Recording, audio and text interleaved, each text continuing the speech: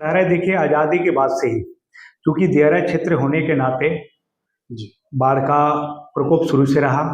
लेकिन पहले की सरकारों ने इस पर बांध का निर्माण भी कराया। बहुत जगह बांध छोड़ दिया है, बहुत जगह कट हो गई, जिसके चलते बाढ़ से बचा नहीं। उनकी भी कारण बांध छोड़ने के कारण था कि बांध के अंदर गंगा के तटवर्ती में जो गांवें थी उनको बचाव का जी, सुगमता नहीं मिल पाया, जिससे जी, बाढ़ आज भी यहाँ का बहुत महामारी का तैसा बना हुआ है। प्रत्येक किसानों के लिए तो बीज फसल डालता है जी, और तुरंत बाढ़ आ जाता है, बहा ले जाता है। इसलिए बहुत सारे लोग कम खेती भी करते हैं। तो सिंचाई की व्यवस्था में तो यहाँ बहुत ये पॉल्यूशन नहीं, ट्रकों के चलते जाम की समस्या बहुत है।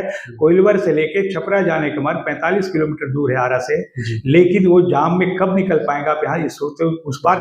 नमस्कार, मैं सूरजभान सिंह नवरात्रा की पूरे बढ़ारा के साथ पूरे देशवासियों को हार्दिक शुभकामनाएं देता हूँ। भोजपुर जिला का बरहड़ा विधानसभा क्षेत्र हमारे साथ सूर्यभान सिंह जी हैं, जो बीजेपी प्रदेश कार्य समिति के सदस्य हैं।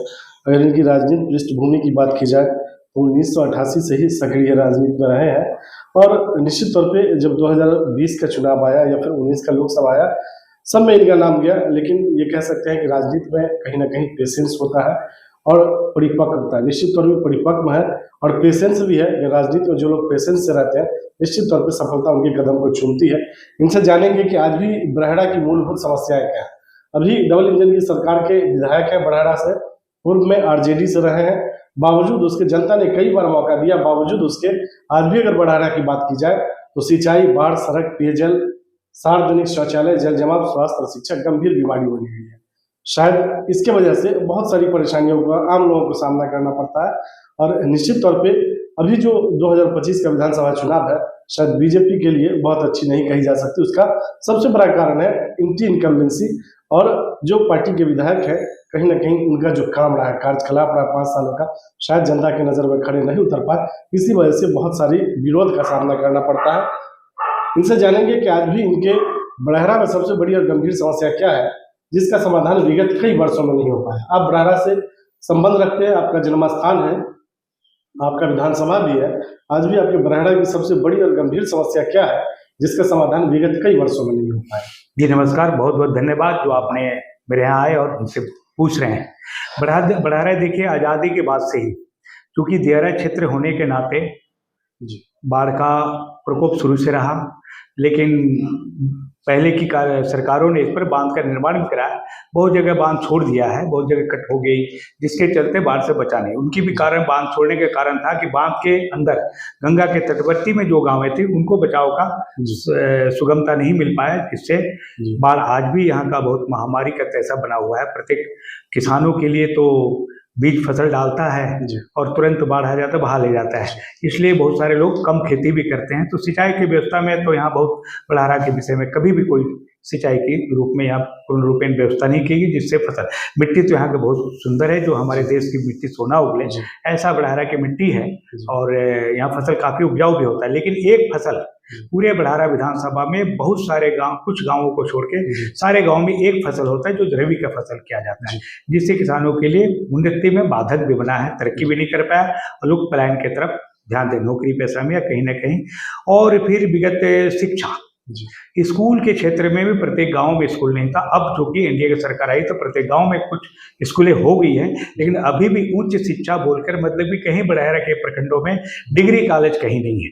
उनको इसके लिए बाहर जाना पड़ता है, या आना पड़े या पटना जाना पड़े, जी, तो थोड़ा इसकी सामना है। स्वास्थ्य के शिविर में भी इस समय काफी एनडीए की सरकार में कुछ सुंदर, लेकिन पहले कुछ नहीं था, कुछ नहीं था। हमने ऐसा ही स्थिति आपको देखते आएंगे। रोड रास्ता आप घूमे होंगे, रोड रास्ता के विषय बहुत कुछ मैं नहीं बताऊंगा। रोड तो पूरा बढ़ारा की खराब है अभी।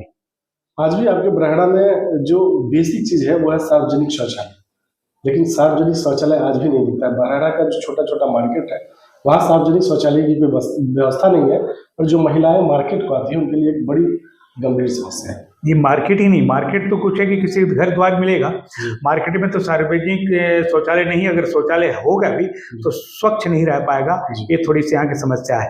अस्पतालों में भी गांव की, मेरे गांव में एक अस्पताल है और भी छोटे छोटे अस्पताल है जहाँ वहाँ भी सार्वजनिक शौचालय या किसी को जाके शौचालय करने लाए महिलाओं या पुरुषों के लिए हमको नहीं दिखता है कि कहीं शौचालय, सार्वजनिक शौचालय है। स्कूल में तो अभी शौचालय बना है, स्वच्छ नहीं रहता लेकिन बना है। अभी जो आपकी सरकार है, डबल इंजन की सरकार है, उन्हीं की पार्टी से आप ही के पार्टी से अभी विधायक है, पूर्व में सांसद भी आपके थे, मंत्री भी आपके थे, बावजूद उसके आज भी अगर भोजपुर और बड़हरा की बात कर लें तो जो मूलभूत समस्या है, चाहे वो सिंचाई की हो, पेयजल का हो, सड़क का हो, वो जनप्रतिनिधि जो छोटे स्तर के होते हैं, मुखिया समिति और जिला पार्षद भी कर लेते हैं। आपको नहीं लगता है कि विधायक की जिम्मेदारी इससे बड़ी होनी चाहिए? बिल्कुल बड़ी होती है। सरकार के साथ सरकार ने बहुत एनडीए की जो सरकार 2005 से रितेश जी के नेतृत्व में आया है तो पेयजल पर भी कार्यक्रम किया, जगह जगह बोरिंग लगाकर बड़ी ऊपर टंकी बनाया, लेकिन उसकी सफाई नहीं हो पाता है। जो लोकल स्तर पर देख रेख करनी चाहिए उसकी सफाई नहीं होती है। गंगा का जल भी वहाँ मौली घाट पर एक बड़ा सा टंकी बना के पेयजल सप्लाई के रूप में सप्लाई पानी के रूप में देने का प्रयास किया गया, लेकिन स्वच्छता या देख रेख में वहाँ थोड़ी सी कमी अवश्य है। तो इन सब की मूलभूत सुविधा स्वच्छता, जो कि आर्सेनिक युक्त पानी है, इस पर कहीं देखा नहीं। तो चापाकल, हम लोग जब बच्चे थे तो उस समय कांग्रेस का पीरियड था, तो चापाकल किसी गांव में किसी 10, 20, 50 घरों के बीच में एक चापाकल हुआ करता था। लेकिन अभी तो पानी का सुविधा दे रहे हैं, लेकिन बढ़िया पानी स्वच्छ लोगों को नहीं मिल पाता है। मूलभूत सुविधा बहुत, सिंचाई तो बिल्कुल नगण्य है यहाँ, इसलिए किसानों के लिए सिंचाई का समस्या रहता है। आपके यहाँ बहुत सारी बीमारियां होती है, लोग कहते हैं कि पानी की वजह से भी होता है, लेकिन एक समस्या आपके यहाँ ये है, कोइलवर नजदीक में है, आपकी विधानसभा में भी आता है, जो ट्रक का आवागमन होता है उसका पॉल्यूशन होता है, डस्ट का पॉल्यूशन होता है और प्रकृति से छेड़छाड़ भी होता है। जो बालू आती है प्राकृतिक है, उसको जरूरत से ज्यादा अगर निकाल लिया जाए निश्चित तौर पे वाटर लेवल पे भी असर पड़ता है। क्या मानते हैं? देखिए, प्राकृतिक के साथ छेड़छाड़ करेंगे, विकास के नाम पर प्रकृति के साथ छेड़छाड़, तो प्रकृति का अपना व्यवस्था बना लेती है। जैसे कि वर्षा काल में बाढ़ आना निश्चित है, तो गंगा स्वच्छता के रूप में अपने भाव के बना लेती है। जल संचय के विषय में भी थोड़ा पुराने जो हमारे यहाँ का गड्ढा था या तालाब था, पोखरे बंद हो पड़े हैं काफी, तो जल संचय भी नहीं होता है। बालू की बात बताए तो बालू की समस्या, ट्रक, ये तो ट्रक रोड नया बना अभी 10 साल पहले 5-7 साल पहले ही रोड बना, जो ट्रकों के आवागमन ज्यादा है। ये पॉल्यूशन नहीं, ट्रकों के चलते जाम की समस्या बहुत है। कोइलवर से लेके छपरा जाने के मार्ग 45 किलोमीटर दूर है आरा से, लेकिन वो जाम में कब निकल पाएगा? आप यहाँ उस पार जाइएगा तो 4 घंटा लगेगा, 3 घंटा, ये आपको कोई बता नहीं पाएगा। इससे जाम की व्यवस्था यहाँ बहुत है, जो बालू गाड़ियों के चलते जाम है। आपके यहाँ आज भी अगर बात कर ले तो जल जमाव तो बाढ़ की वजह से भी होता है, लेकिन जो सुदूर ग्रामीण इलाका है, जो ग्रामीण सड़क है, उसकी स्थिति तो अच्छी है ही नहीं, लेकिन जल जमाव भी उसके लिए एक गंभीर समस्या है। बहुत सारा ऐसा घर दिखता है जहां जाने के लिए पानी में चल के ही जाना पड़ता है। तो क्या इसके लिए आपके जो है वर्तमान विधायक है उनकी तरफ से कोई व्यवस्था नहीं की गई, कोशिश नहीं की गई इस पर? नहीं, वर्तमान में सरकार के तरफ से तो वार्ड के सदस्य हैं, मुखिया के सदस्य, इन लोग तो काफी कुछ डेवलप हुआ है वार्डों की तरफ से, लेकिन विधायक की तरफ से या सरकार की तरफ से कुछ ऐसा पूरे गांव की सामूहिकता को लेकर किया जाए कि जल निकासी हो जाए। अब आरा शहर को लेंगे तो जल निकासी की व्यवस्था कहीं नहीं, जल निकासी आरा शहर की जल निकासी की व्यवस्था नहीं है, तो आप गाँव में कैसे कल्पना कर सकते हैं कि जल निकासी की व्यवस्था है? आपके द्वारा सार्वजनिक जीवन में जो मुख्य रूप से काम किया गया वो सामूहिक विवाह लड़कियों का किया गया, 1100 लड़कियों का। आज एक सच्चाई है जीवन की कि एक बेटी की शादी करना लोग मुश्किल समझ लेते हैं, बेटी को जो पालन पोषण होते हैं वो नहीं कर पाते हैं, उसके जन्म के समय लोग डर जाते हैं। आपकी सरकार ने कहा था बेटी पढ़ाओ और बेटी बचाओ, उसका जीता जागता नमूना आपसे और आपके विधानसभा में देखने को मिला।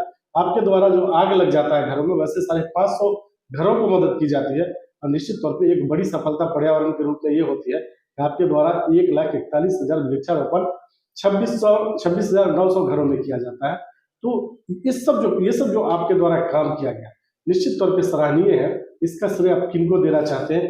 कैसे आप मोटिवेट हुए जब आज के समय में लोग 1-1 रुपया के लिए जंग लड़ने को तैयार होते हैं? आपने अपना लाखों लाख लगा के वैसी बेटियों की शादी की जिसके पिता के पास, या पिता अगर नहीं भी है उनके परिवार के पास, सोर्सेस ऑफ इनकम का कोई रास्ता नहीं। देखिए, ऐसा है कि जब से मैं बिजनेस व्यापार में आया, 88 से भारतीय जनता पार्टी के मैं सदस्य था, और मेरे बाबूजी भी जनसंघ काल में जनसंघ थोड़ा कहते थे आरएसएस से संबंधित, इस नाते मेरे वहाँ मेरे माता जी का बहुत बड़ा योगदान रहा है, कभी हमें मना नहीं किया। मैं 50 रुपया से सहयोग करना शुरू किया, उससे मैं 500 रुपये 600 रुपये में साइकिल मिल जाती थी, तो मैं साइकिल खरीद के बेटियों को डोनेट करने लगा।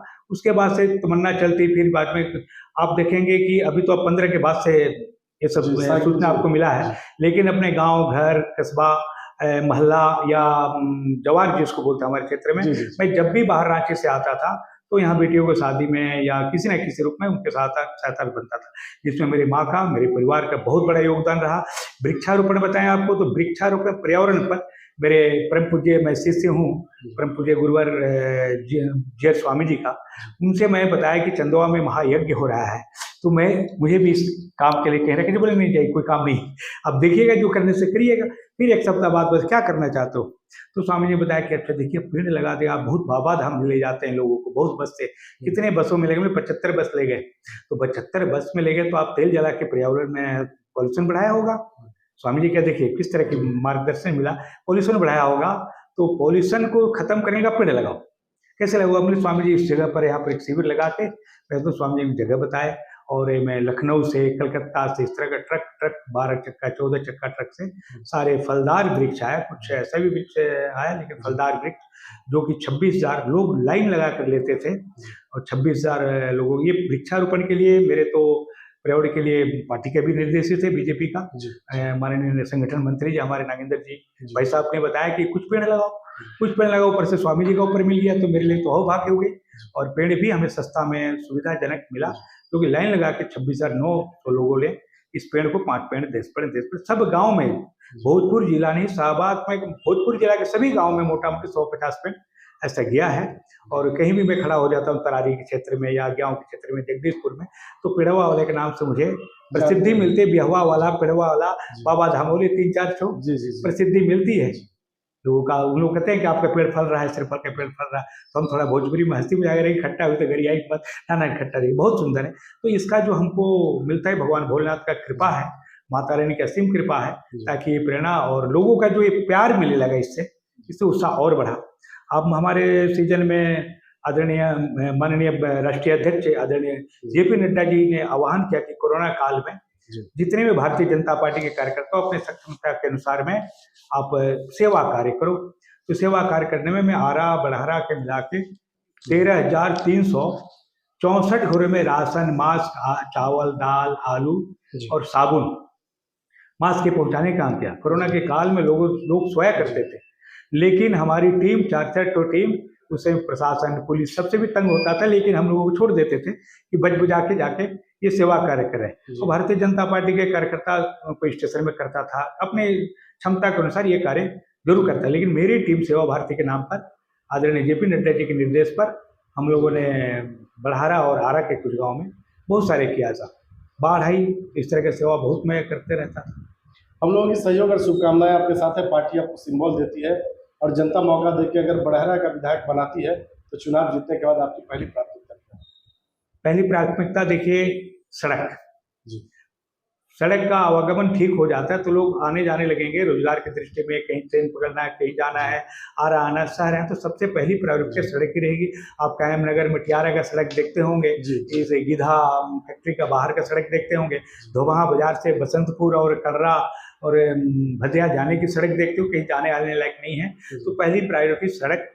दूसरी स्वास्थ्य पर, स्वास्थ्य बहुत बाकी कुछ अच्छा हुआ है, स्वास्थ्य पर प्रायोरिटी रहेगी, और सिंचाई की व्यवस्था बहुत जरूरी होगी ताकि लोग यहाँ से पलायन नहीं करें और सिंचाई से उनका इनकम बढ़े। इसलिए सिंचाई की व्यवस्था में हमारी लड़ झगड़ के भी कहीं से अगर पैर पकड़ के लाना पड़े तो मैं सिंचाई की दृष्टि में काम करना चाहूँगा, और सरकार से अभी भी विनती करते रहूँ, अगर मैं जीत के जाता हूँ तो सदन में भी ये बात जरूर उठाऊंगा कि बाढ़ की समुचित व्यवस्था किया जाए, कि गंगा की सफाई हो, घाट की सफाई हो और बांध को दुरुस्त करके बाढ़ से लोगों को बचाया जाए।